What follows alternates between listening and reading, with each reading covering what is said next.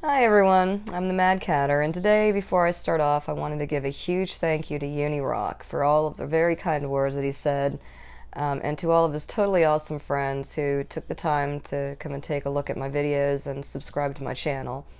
Now, hopefully, sometime soon, I can take him up on the offer to come onto his channel and do a live segment or whatever kind of fun thing we come up with. This is all new to me. Anyway. I'm sure that many of you are like me in that when I find a rabbit hole, or in this case a mouse hole, I usually have the uncontrollable urge to just jump right in. Now, over the past few years, I've kind of been wondering, to myself, if the US is being used as some kind of a testing ground. With the population including pretty much every race on Earth, all under the control of one government, it seems an ideal place to conduct tests and experiments, from fluoridating the water to spraying pesticides on school children. Our government allowed syphilis to spread throughout an African American community in the Tuskegee experiment. And the CIA conducted various horrifying experiments on both soldiers and civilians through the infamous MK Ultra program from at least 1953 to 63, and many believe it never actually ended. Ever heard of the Mouse Utopia project? In a unique experiment that took years to complete, Dr. Calhoun used white mice to study population growth and its effects on individual behavior. He has recorded some of these observations on film.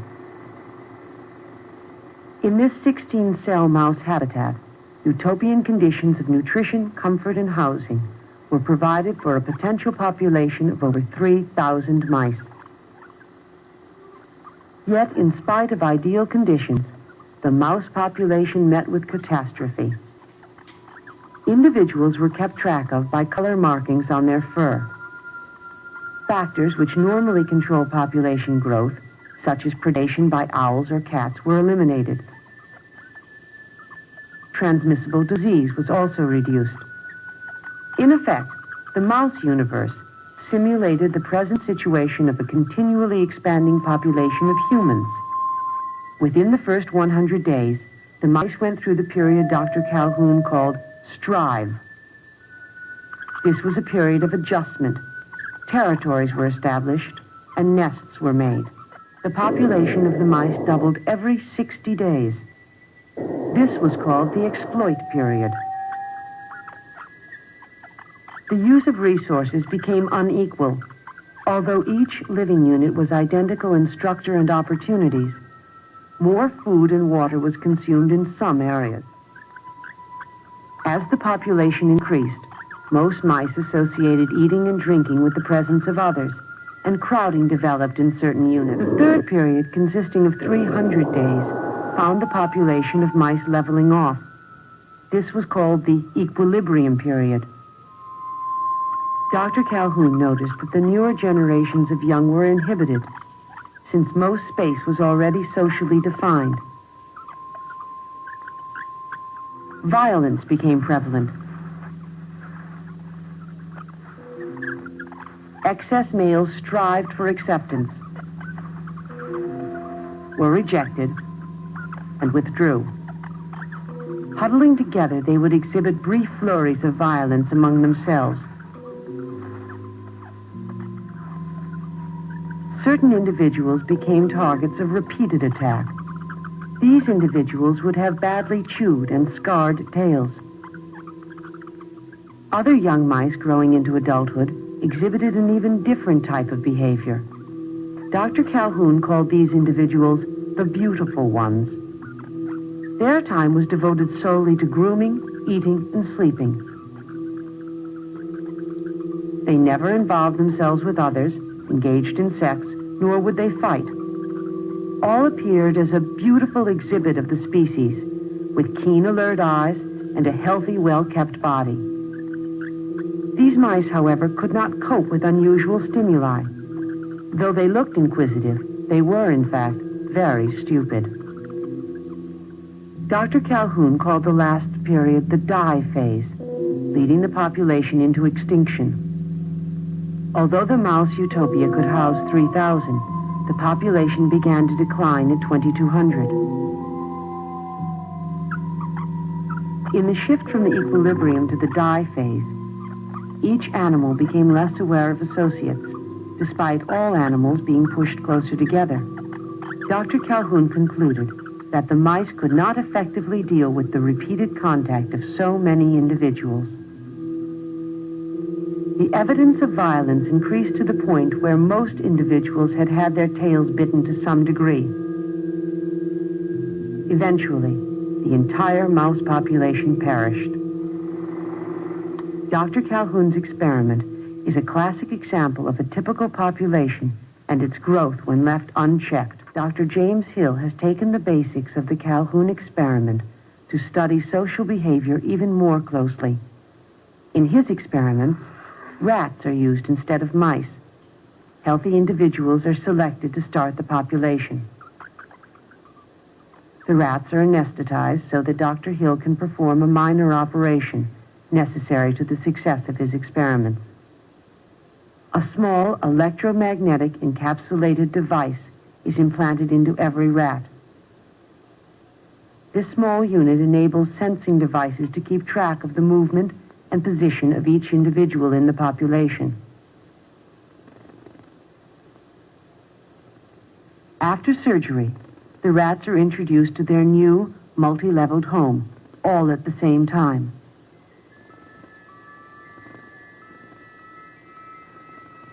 The rats immediately begin to explore their new environment prior to organizing territories and nesting. Dr. Hill will trace how individuals move about in crowded situations. This movement is followed by tubular sensing devices. Every time a rat enters or passes through a tube, the unit detects and registers its presence. This constant movement is monitored by computer.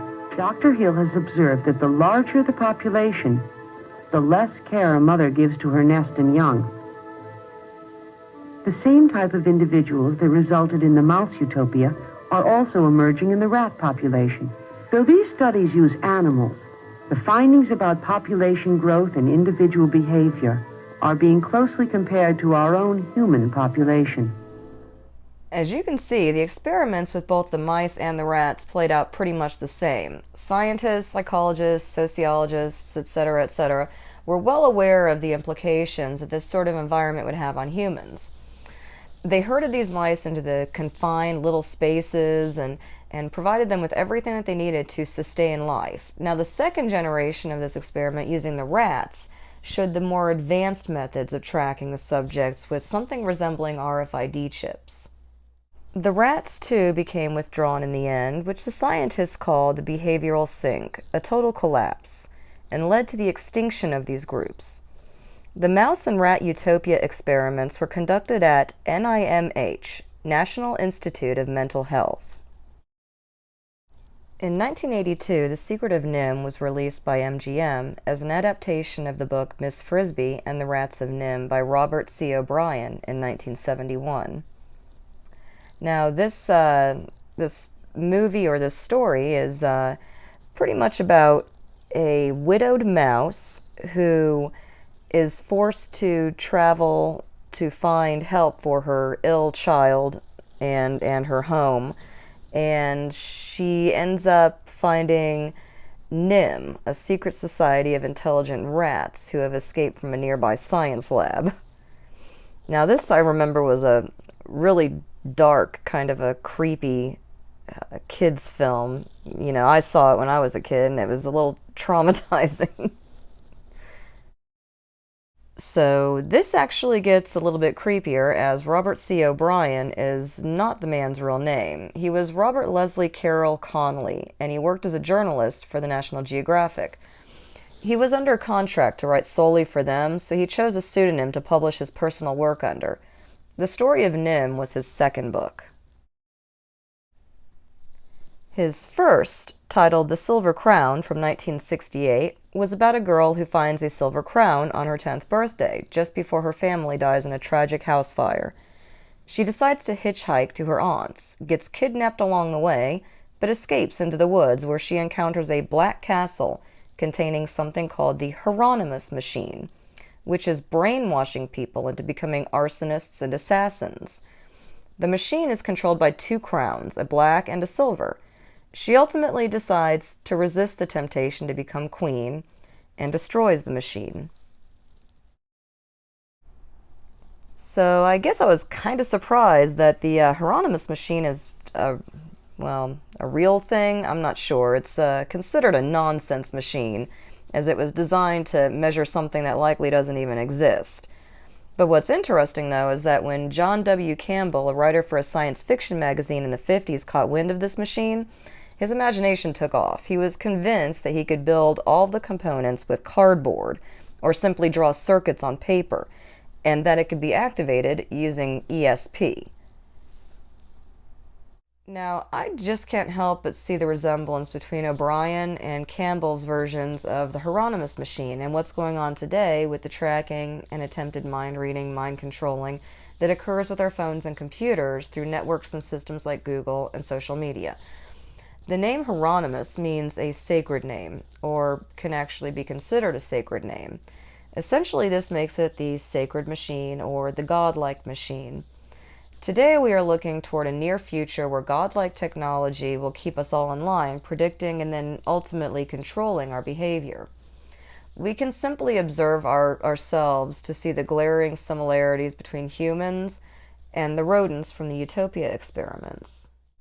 The big difference is that soon it won't be humans in control of this experiment, it will be the machines. So it was brought to my attention by someone who goes by the username Joanne BJ Haltewanger. I'm probably saying that wrong, but there was apparently another Q phrase commonly repeated saying, "You have more than you know." Now what's funny is that the code breaker part of my brain kind of instantly read it backwards, and it sounded sort of like something Yoda would say, "Know you, then more have you." Like, the more you know yourself, the more you have. But that's just me being silly. Anyway, I did look into this, and the first thing that popped up was the freaking merchandise. Now, it occurred to me that with all this recent talk about people marketing, the Q phenomena or whatever, and making mad loot off of it. So while I have no legitimate thoughts, actual thoughts on this phrase, I did find it disturbing that I saw these shirts and mugs and freaking phone cases with the phrase plastered all over them. And I really didn't want to see that happen to the phrase that I dug up, I guess. And so, anyway, I just wanted to touch on that real quick, since I did promise this individual that I would mention it in my next video, because it was pretty interesting. So, anyway, thank you very much for tuning in. If you have any questions or comments, please leave them below. Like and subscribe if you're feeling generous. And, we're just kind of scratching the surface of this right now, so there's a lot more to explore beyond just the gates of Mouse Utopia.